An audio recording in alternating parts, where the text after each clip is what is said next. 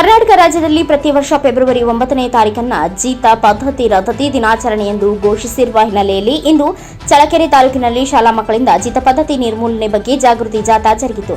ಜೀತ ಪದ್ಧತಿ ಜಾಗೃತಿ ಜಾಥಾಗೆ ಚಾಲನೆ ನೀಡಿದ ತಹಸೀಲ್ದಾರ್ ರೆಹಮಾನ್ ಪಾಷಾ ಮಾತನಾಡಿ, ಜೀತ ಪದ್ಧತಿ ಹಾಗೂ ವರ್ತಮಾನದಲ್ಲಿ ಮಾನವ ಕಳ್ಳ ಸಾಕಾಣಿಕೆ ಇಂತಹ ಮಾನವ ಹಕ್ಕುಗಳು ಉಲ್ಲಂಘನೆಗಳ ಅಪರಾಧಗಳ ತಡೆಗಾಗಿ ಜೀತ ಪದ್ಧತಿ ಕಾಯ್ದೆ ದೇಶದಾದ್ಯಂತ ಜಾರಿ ಮಾಡಲಾಯಿತು. ರಾಜ್ಯದಲ್ಲಿ ಜೀತ ಪದ್ಧತಿ ನಿರ್ಮೂಲನಾ ದಿನಾಚರಣೆಯ ಮಹತ್ವ ಉದ್ದೇಶಗಳನ್ನು ಅಧಿಸೂಚನೆಯಲ್ಲಿ ವಿವರಿಸಲಾಗಿದ್ದು, ಅದರಂತೆ ಕ್ರಮ ಕೈಗೊಳ್ಳುವಂತೆ ಉಲ್ಲೇಖಿಸಿ ಒಂದರ ಅಧಿಸೂಚನೆಯಲ್ಲಿ ನಿರ್ದೇಶಿಸಿರುತ್ತಾರೆ ಎಂದರು. ಇದೇ ಸಂದರ್ಭದಲ್ಲಿ ಮಕ್ಕಳು ಹಾಗೂ ಅಧಿಕಾರಿಗಳು ಪ್ರತಿಜ್ಞಾವಿಧಿಯನ್ನ ಸ್ವೀಕರಿಸುವ ಮೂಲಕ ಜಯಘೋಷಗಳನ್ನು ಕೂಗಿದರು. ಇದೇ ಸಂದರ್ಭದಲ್ಲಿ ಕಾರ್ಮಿಕ ಇಲಾಖೆ ಅಧಿಕಾರಿ ಕುಸುಮ, ಮಕ್ಕಳ ಕಲ್ಯಾಣ ಅಭಿವೃದ್ಧಿ ಇಲಾಖೆ ಸಿಡಿಪಿಒ ಹರಿಪ್ರಸಾದ್, ಪಶು ಇಲಾಖೆ ರೇವಣ್ಣ, ಕಂದಾಯ ಅಧಿಕಾರಿ ಲಿಂಗೇಗೌಡ ಪ್ರಕಾಶ್, ದಲಿತ ಸಂಘಟನೆಯ ಸಂಚಾಲಕ ಶಿವಮೂರ್ತಿ, ಹೊನ್ನೂರ ಸ್ವಾಮಿ, ಕಚೇರಿ ಸಿಬ್ಬಂದಿ ಶ್ರೀನಿವಾಸ್, ಇತರೆ ಅಧಿಕಾರಿ ಸಿಬ್ಬಂದಿಗಳು ಹಾಗೂ ಆಶಾ ಕಾರ್ಯಕರ್ತೆಯರು, ಶಾಲಾ ಮಕ್ಕಳು ಹಾಜರಿದ್ದರು.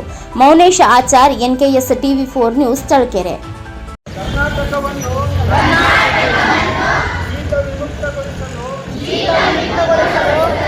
ಸಂಕಷ್ಟದಲ್ಲಿರುವ ಸಮುದಾಯಗಳ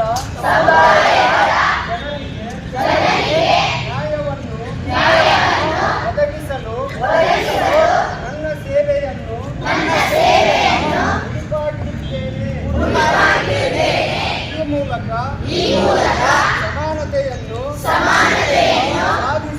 ಸಾಧಿಸಲು ಪ್ರಾಮಾಣಿಕ ಎಂದು ಈ ಮೂಲಕ ಪ್ರತಿಜ್ಞೆ ಮಾಡುತ್ತೇನೆ.